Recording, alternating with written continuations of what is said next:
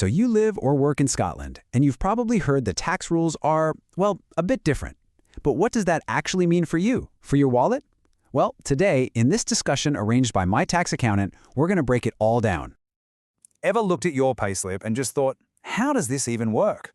Trust me, you are not alone. It's a common question, and the answer goes way beyond just your salary. We're talking about everything from buying a house to running your own business, and even that monthly council tax bill.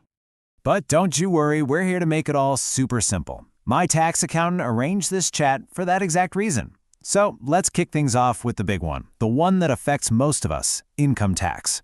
What's the deal with that? All right, so the biggest, most talked about difference is definitely income tax. Now, the personal allowance, that's the amount you can earn tax-free, which is £12,570. That part is the same all across the UK. But, and this is a big but, for everything you earn above that, Scotland plays by its own rules with its own rates and bands. Okay, take a look at this. This is where you can really see the difference in black and white. You see, the rest of the UK keeps it pretty simple, with 3 main tax bands. Scotland, on the other hand, whoa. It's got a much more detailed 6-band system.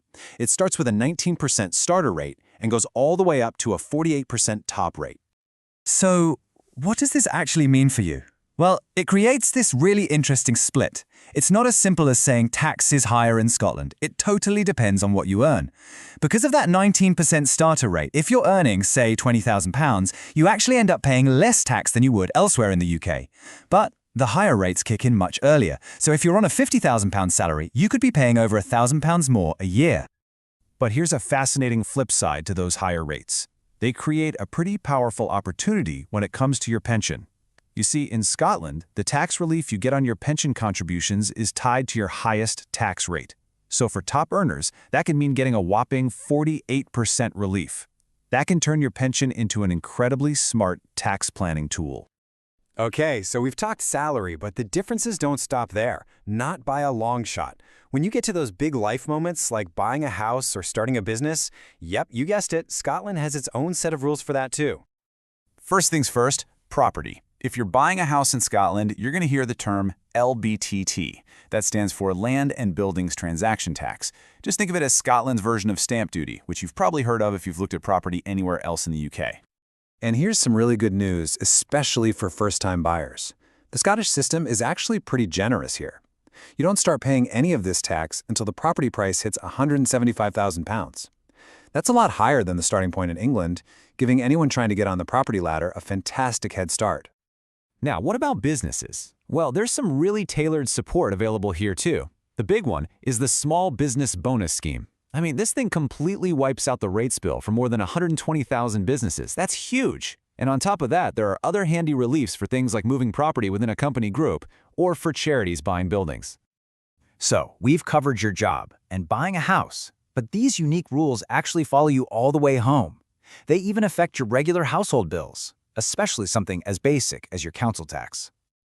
This is a really big deal. The council tax reduction scheme in Scotland is, frankly, way more comprehensive than what you'd find in England. It's actually possible for some households to get a 100% reduction. Yep, that means they pay 0 council tax.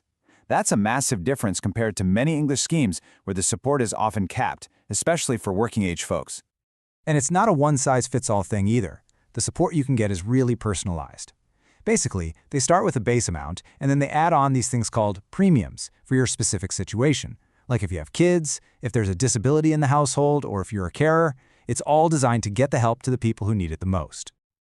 Phew, okay, that was a lot of info I know. So let's just boil it all down. What are the absolute key things you need to remember from all this?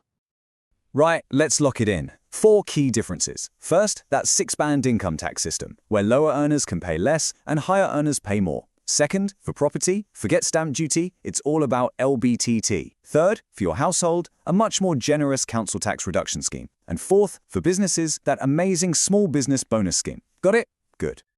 Okay, so knowing all these rules is one thing, and it's a great first step, but the real game changer is knowing how to apply them to your life, to your business. And that leads to a really important question. With all these different allowances, rates, and reliefs floating around, are you absolutely sure you're paying the right amount of tax? Could you be paying too much? Or maybe you're not claiming all the relief you're actually entitled to. Look, to get that kind of clarity, the best thing you can do is talk to a professional. That's why the experts at My Tax Accountant are here. They can give you personalized advice for your exact situation.